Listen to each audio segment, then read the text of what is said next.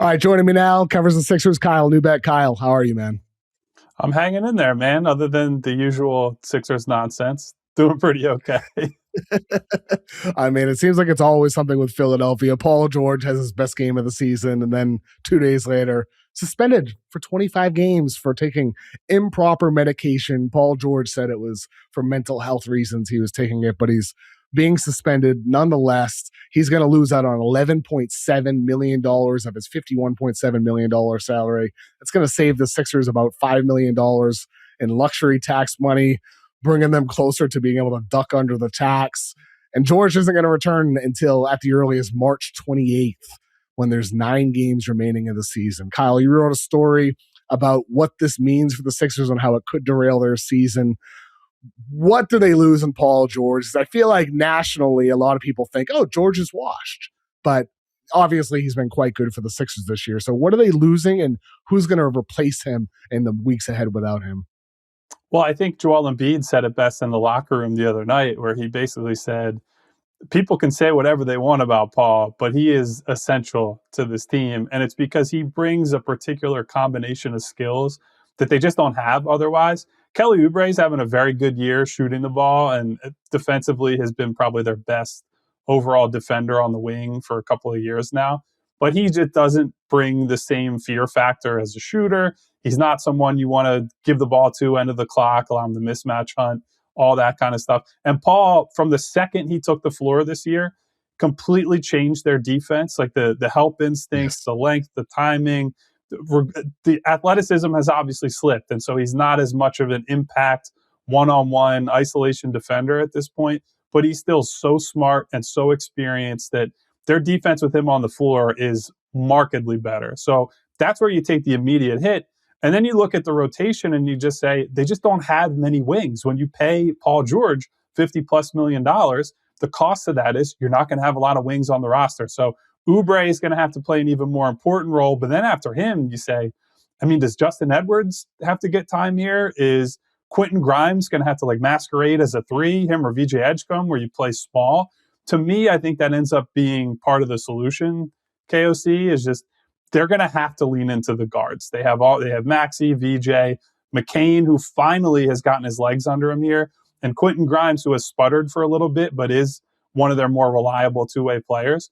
I think you're just going to have to try to outscore teams and hope that if the offense is good enough, that when you get back, get set on defense and get set up in your half-court stuff, that will help mitigate any kind of size, switchability concerns they have right now. But make no mistake, this is a big loss, and it comes at a part of the year where they have, I believe, 15 road games out of the next 24 that they play without Paul. A lot of them against the Western Conference, and even the Eastern Conference games, they go on the road and they play Boston, Detroit, Cleveland, Atlanta, like a lot of either good teams or teams that are really fighting for a playoff spot. So it is a really bad time to find themselves in this predicament. And even just the start of it right now, they're about to start a West Coast road trip tonight on Monday against the Clippers, and then back-to-back against the Warriors. Then they have the Lakers and the Suns. That's 4 really tough games. And Blazers, a tough, gritty defense as well before returning home against the Knicks for their last game before the NBA All-Star break. And so that's 6 games, all very difficult without Paul George to start off this run without him. And ultimately, like, it's insane that it happens. Like, it feels like it's always something with the Sixers. It's a peanut allergy. It's a shoulder. It's a burner account. It's always something. It's a Joel Embiid when he was young and the surgeries. It's always something. And right now, the team's trending up, and VJ Edgecombe is having this amazing rookie season, and Paul George is finding himself, and Tyrese Maxey's an all-star, and then Joel Embiid is looking more like Joel Embiid. He has a 40 bomb the other night. He's been absolutely dominant on the offensive end of the floor. It's just crazy that it happens now, of all times, with Paul George. But ultimately, there are silver linings still here in Philadelphia with Joel Embiid looking more like himself. What's different now compared to earlier in the year with Embiid? So I think the thing that Nick Nurse has pointed out repeatedly that I 100% agree with, when you see Joel driving the ball, that's how you can tell that he's feeling good about his body. There's not the second guessing. He avoids the 10 seconds of jab step, jab step, jab step at the elbow. And he's just putting a shoulder into somebody and getting to the rim. Derek Queen the other night just had no chance trying to guard him, all due respect to a very fun rookie in Derek Queen. And like against the Houston Rockets recently, granted without Steven Adams, he has 15 rebounds, 30 plus points. Like he's putting these games together repeatedly over basically this entire month of January and the end of December. And I just think you see the fluidity and the mobility improving. Now, it hasn't necessarily come on defense the same as on the offensive end. And I think that's probably where, if he's going to get back to that like MVP-ish level, Joel, he's got to lock in defensively a little bit more, got to lock in on rebounds a little bit more. But I think in terms of the full scoring arsenal, that's basically back. I think another great sign for him, he's back to the grifting. He's back to the rip throughs, the feints, the pump fakes, like all the things he does to put defenders in uneasy positions. And I also think I've known Joel now for basically a decade, having covered him throughout his entire career. And I just think the demeanor is different now too. I think he, having broke through this wall where last year, okay, so you probably looked at him and said, I don't know that it's ever coming back. He looked so compromised physically. Guys are blocking his jump shots at the free throw line. He's got a complete lack of confidence in himself physically. Now he's just so at peace with where he's at. And I think it's all interconnected. The, look good, feel good, play good type of stuff. It all starts with how he feels right now, to the point that when I asked him about the 40 ball he dropped the other night and was like, are you still surprising yourself? He admitted to us and was like, honestly, this year was basically a tryout year for me, where we were just trying to figure out, how do I get myself on the floor every night? And how do I, figure that out with days of rest, the off day routine? What do I have to do after I finish a game? And now they're at the point where I think even playing a back-to-back or two might be on the table before the end of the year. And I thought that might have been ruled out for the rest of his career. So I think that in itself says a lot about where Joel is at right now. I mean, we could see that possibly this week. Monday, Tuesday, Clippers, Warriors, back-to-back. So it's very possible. Perhaps this is the week. Embiid the other night talked about Simon Rice, who works on the Sixers staff. What do you know behind that with what Simon Rice might have done with helping out Embiid? So Joel's basic point as he talked about Simon was that this is a guy who really stood up for me, stuck up for me in a time of need, a time of, I don't know if desperation is the right word, but when a lot of people around him or even outside the organization certainly are like, I just don't know if that old Joel is coming back. And Simon, who essentially runs their medical internally, as far as Joel tells it, is he's the guy who's like, what can I do? What can we try? Like, I will do absolutely anything. I will try anything to try to get you back on course. I think a little bit of why Joel brought him up is the surgeon who worked on Joel, named Dr. Jonathan Glashow, who also worked on Kawhi very famously. And Kawhi has been incredible this year. Maybe we can talk about the All-Star stuff at some point. Two All-Star snubs, coincidentally. Yes. Both Embiid and Kawhi. They both should have been All-Stars, in my opinion. There's a conspiracy against Dr. Glashow, KOC. We got to investigate this. So locally, Dr. Glashow has gotten a lot of pub recently, to the point that if you look at his Google reviews, there are a lot of Sixers fans leaving 5-star, like, thank you, GOAT, for fixing our franchise player. And Joel is very online and like sees what's happening out there. And I think what he was trying to drive home is, yes, this surgeon was very important in what he helped clean up in the offseason, but there are other people who you don't see or hear from behind the scenes. And Simon, I think, was a very prominent piece of all that. And he works with Joel every day. He's in the locker room. We see him all the time. So Mark Stein over the weekend on his Substack wrote, league sources say Philadelphia has not contacted Milwaukee about a possible Giannis deal in the wake of a better than expected first half. But the Stein line has learned that the prospect of teaming up with Tyrese Maxey, who like Giannis works with NBA trader Drew Hanlon, does have the 76ers on Antetokounmpo's radar. That got people talking. Could there be a VJ Edgecombe trade for Giannis Antetokounmpo? You reported over on X, you spoke with a league source who completely shot down the idea that the Sixers would trade VJ Edgecombe in any move including the speculative deals involving Giannis and Antetokounmpo. Do you have anything to add to that, Kyle, or what else did you learn in your conversations with sources about this whole situation? So, a couple things. One, I trust the good people, Mark and Jake over at the Stein line, that there has not been a formal conversation between the Sixers and the Bucks.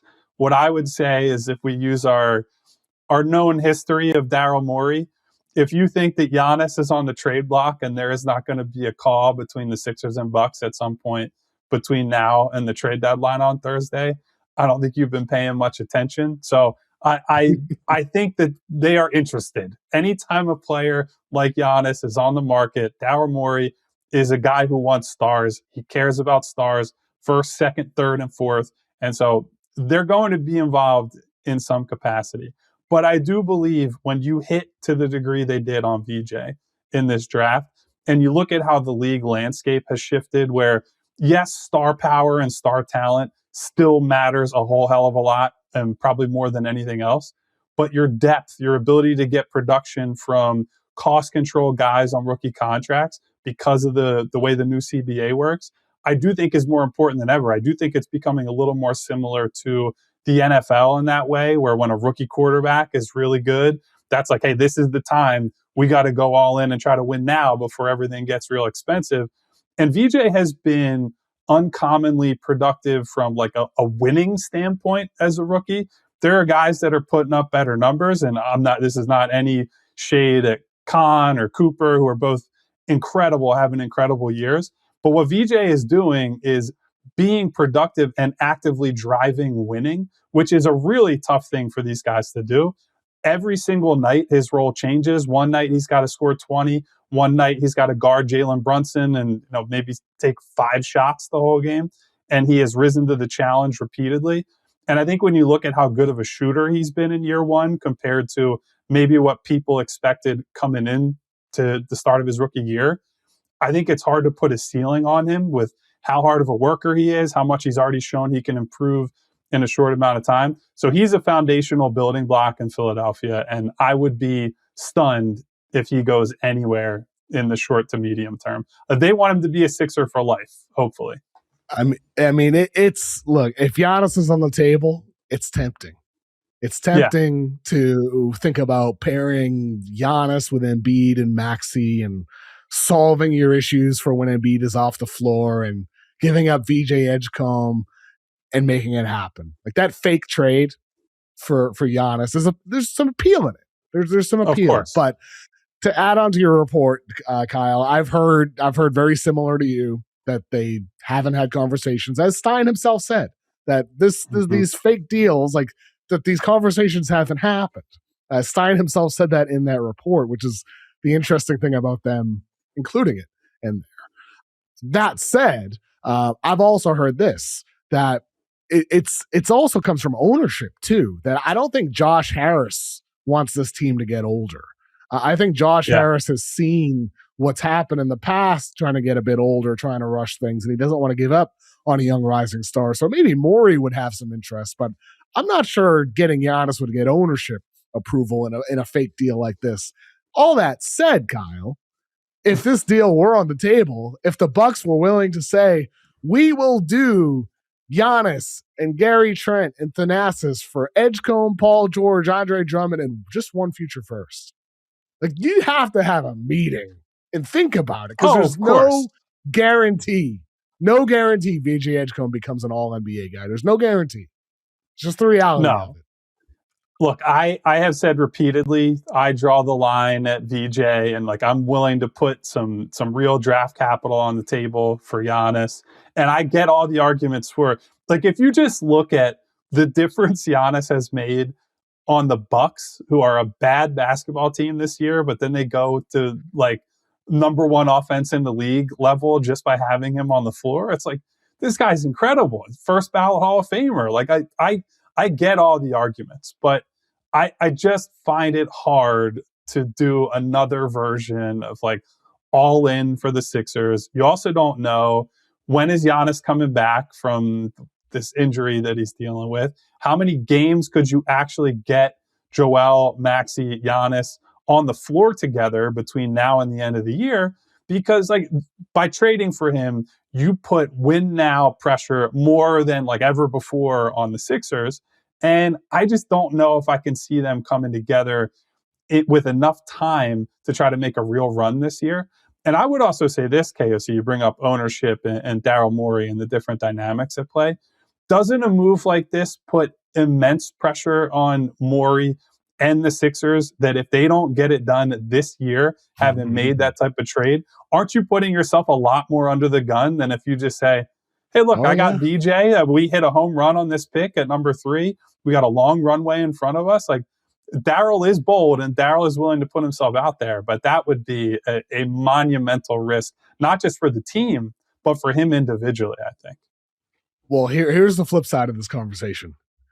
Could Philly get the best offer on the table without VJ Edgecombe?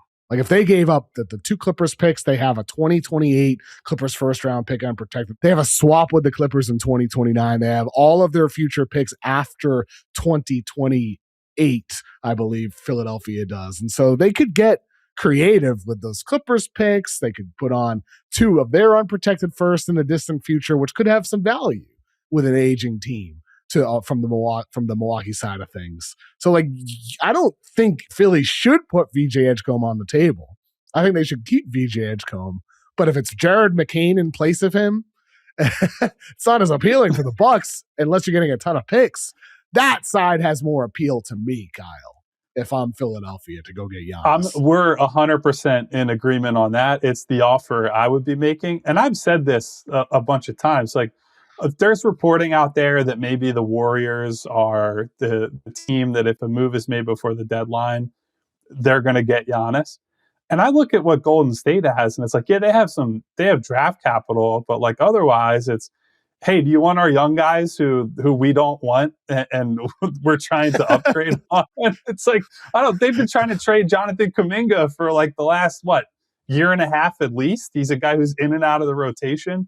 If you're using Jimmy Butler's contract, you know he cannot play because of the injury. And then when he comes back, aren't you in tank mode anyway? You got to flip that. It's just there are a lot of hurdles to jump through. I don't know that there's anybody who's in the mix right now that I look at and say, boy, they are just number one with a bullet in terms of what they can offer. And it's why the detail that Jake and Mark reported that Giannis has Maxey and the Sixers on his radar is the most important thing to me. Because KOC, the thing that drives the NBA is not just, hey, I can put the best package on the table. That means I'm going to win this trade negotiation.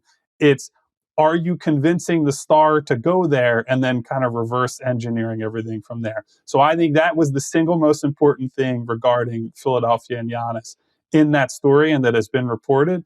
And if Giannis wants Philly badly enough, you and I both know he will make it happen and the Bucks and Sixers will make it happen. Without VJ. Hopefully, yeah. Hopefully without VJ. Kyle, thank you so much for joining me today, man. Please let people know where they can find all your stuff. So we're on YouTube at PHLY Sports. You can find me on Twitter at Kyle Neubeck. Basically every social media platform, just my name, Kyle Neubeck, and the PHLY Sixers podcast. Check us out 5 days a week, pregame and postgame. Keep up the amazing work, Kyle. Thank you, man. Thank you.